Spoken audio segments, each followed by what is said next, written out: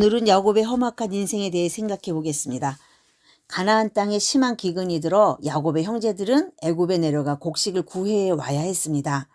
그 과정에서 시므온이 인질로 잡혔고 요셉의 형들은 자신들이 정탐꾼이 아님을 증명하기 위해 막내 베냐민까지도 애굽으로 데려가야 했습니다.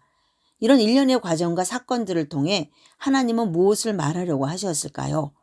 야곱이 끝까지 붙들고 의지하는 것을 내려놓게 하시려는 훈련이었습니다.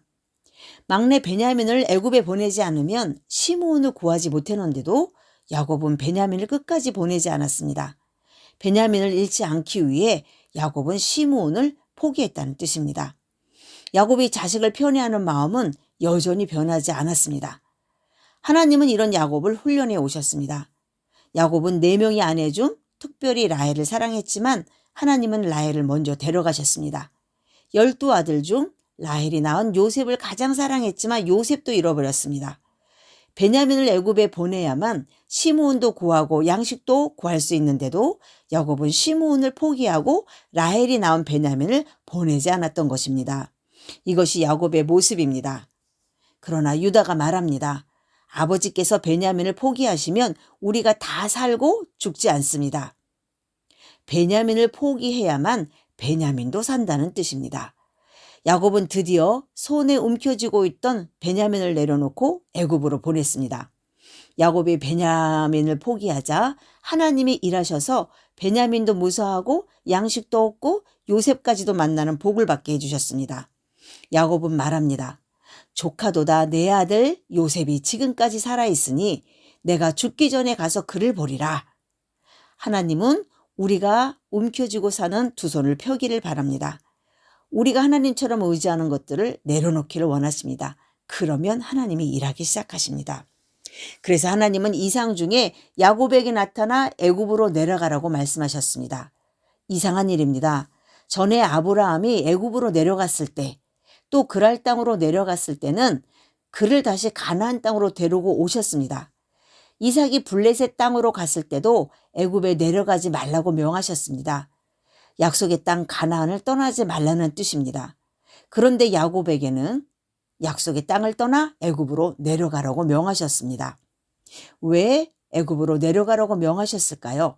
전에 아브라함에게 약속한 말씀을 지키기 위해서입니다. 하나님은 야곱 일가 70명을 애굽에서 큰 민족으로 번성하게 하였다가 출애굽시킬 계획이 있습니다. 이스라엘의 육적 출애굽 사건을 통해 전 인류를 영적 출애굽시키는 구원을 계시하시려는 것입니다.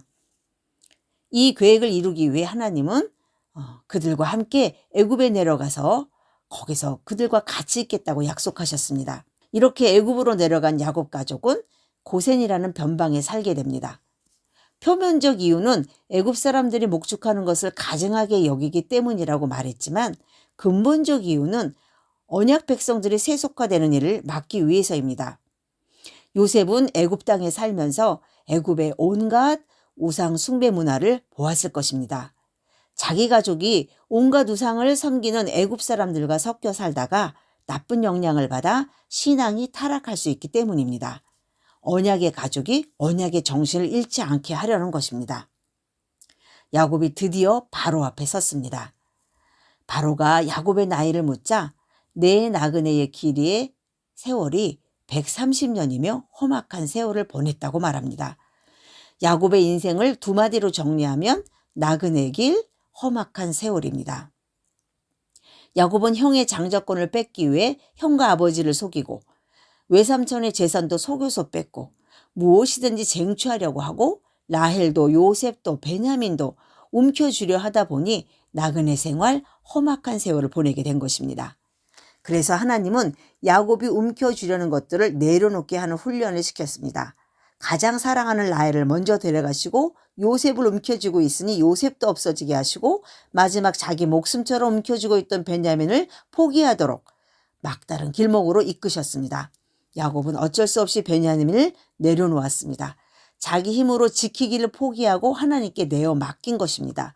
여기까지가 하나님의 훈련 과정이었습니다. 모든 것을 내려놓으니까 하나님이 복을 주기 시작하셨습니다. 베냐민도 찾게 되고 요셉도 만나고 형제들도 화목하게 되고 바로를 축복하는 자가 되게 하셨습니다. 우리 나그네 인생도 내려놓기 훈련의 과정입니다. 우리는 어떤 사람입니까? 험악한 세월을 살고 있지는 않습니까? 하나님께 온전하게 맡기지 못하고 내 힘으로 해보려고 안간힘을 쓰고 있는 것은 무엇입니까? 하나님께 맡김으로 야곱의 인생 후반에 하나님이 주신 복을 우리도 함께 누리기를 바랍니다. 하나님의 일하심을 경험하는 모두가 되시기를 바랍니다. 감사합니다.